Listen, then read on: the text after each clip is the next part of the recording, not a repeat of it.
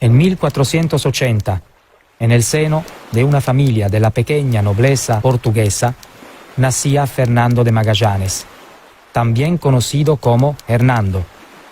Inició su educación en la corte de Lisboa, donde recibió una completa formación humanística. A temprana edad fallecen sus padres, quedando él huérfano. Y es entonces cuando entra como paje al servicio del rey en la corte del rey portugués en Lisboa. En 1516 se rompe relación entre Magallanes y la corte de Lisboa. Magallanes se dirige a la corte de España y donde logra su gran objetivo. Él no pretendía circunnavegar el mundo, pero una serie de extraordinarios acontecimientos convirtieron a lo que iba a ser un ambicioso viaje en uno verdaderamente histórico.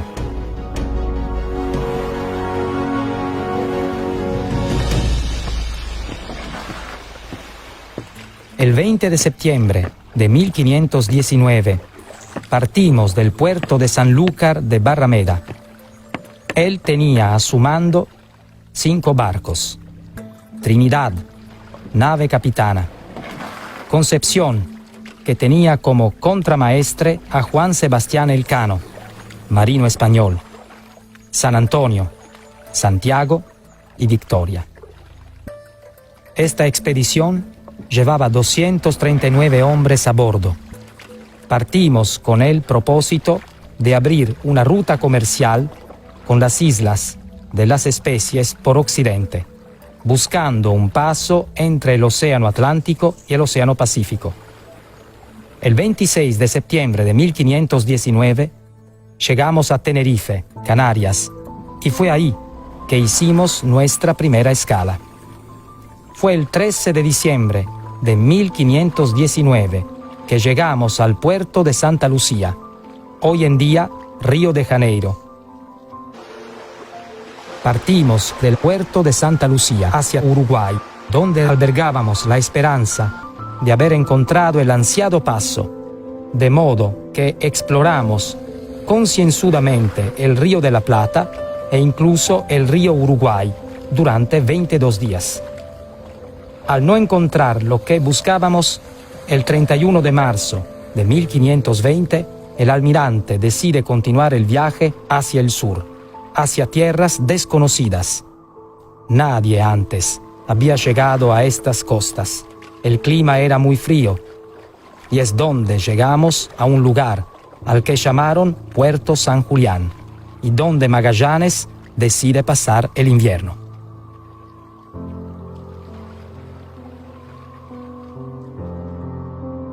El 1 de abril, Magallanes llama a los capitanes de las 5 naos para oír misa. Después del acto religioso, el almirante invita a los que habían asistido a la misa a comer a su nave, pero solo acude a la cita su primo Álvaro de Mezquita. Esto es una advertencia para Magallanes, que un motín se acerca. Efectivamente, a los pocos días esto sucede, pero él logra controlarlo, ejecutando a Luis de Mendoza y a Gaspar de Quesada, y dejando abandonados en las frías mesetas de San Julián a Juan de Cartagena y a Pedro Sánchez de Reina. Al resto de los sublevados no tuvo más remedio que perdonarlos, ya que los necesitaba para el gobierno de las demás naves. Permanecimos en San Julián 147 días. El 3 de mayo de 1520, Serrano descubre el río Santa Cruz y decide bautizarlo así en conmemoración de la Santa Cruz. El 22 de mayo, la nao Santiago es enviada a explorar algo más al sur, pero una fuerte tormenta lo hace naufragar entre los escollos, salvándose la tripulación de milagro, excepto uno de los esclavos que fallece.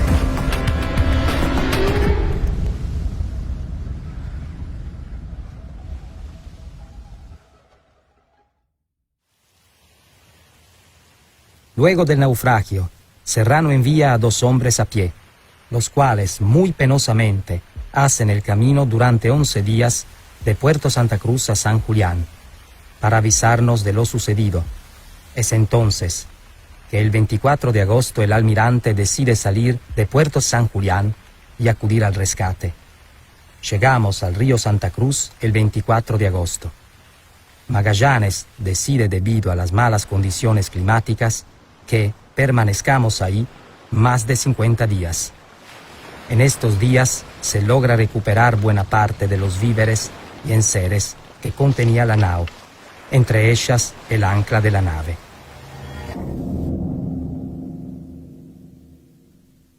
Los marineros en esta estadía aprovecharon para reparar los barcos.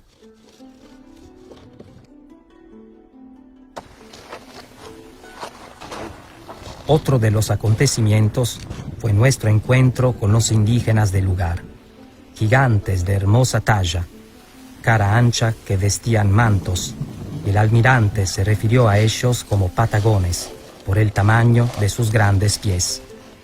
También en estas tierras logramos una pesca abundante y abastecernos de leña. Nos encontramos con pingüinos y lobos marinos. Los primeros existen en gran abundancia. Son mansos y cubiertos de plumas pequeñas. Son gordos y para desplumarlos nos vimos obligados a quitarles la piel. Sus picos son como cuernos.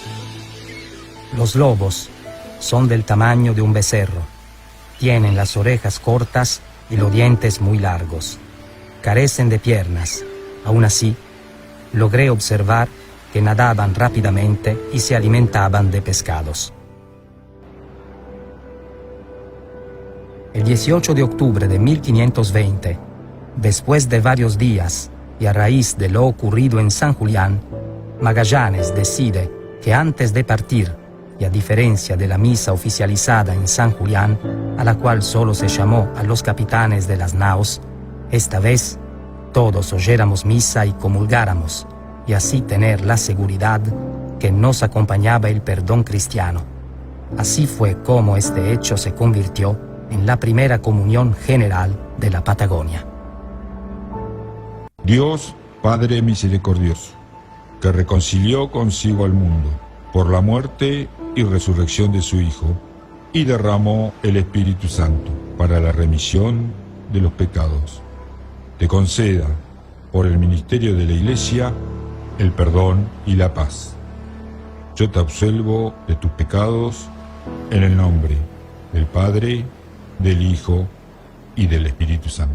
Ese mismo día, antes de la partida de Puerto Santa Cruz, el almirante mandó a construir un altar en Punta Reparo para recogimiento de futuros visitantes. El 21 de octubre de 1520, conseguimos encontrar un paso para cruzar el Océano Atlántico al Pacífico, hoy en día conocido como Estrecho de Magallanes.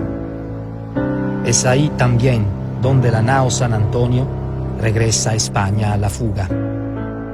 Seguimos viaje, soportamos la pérdida del almirante en Mactán, como también la de muchos de nosotros. Perdimos a la nao Concepción, la cual tuvimos que incendiar por falta de tripulación, y la nao Trinidad, la cual naufraga falleciendo todos sus tripulantes. Nos detuvimos en Cabo Verde, territorio enemigo, y varios de los hombres fueron tomados como prisioneros. Gracias a la providencia, el 6 de septiembre de 1522, logramos atracar en el puerto de Sanlúcar de Barrameda, al mando de Sebastián Elcano. De casi 300 hombres, solo regresamos 18. Recorrimos, según nuestra cuenta, más de 14.460 leguas y dimos la vuelta al mundo entero. Pienso que nadie, en el porvenir, se aventurará a emprender un viaje parecido.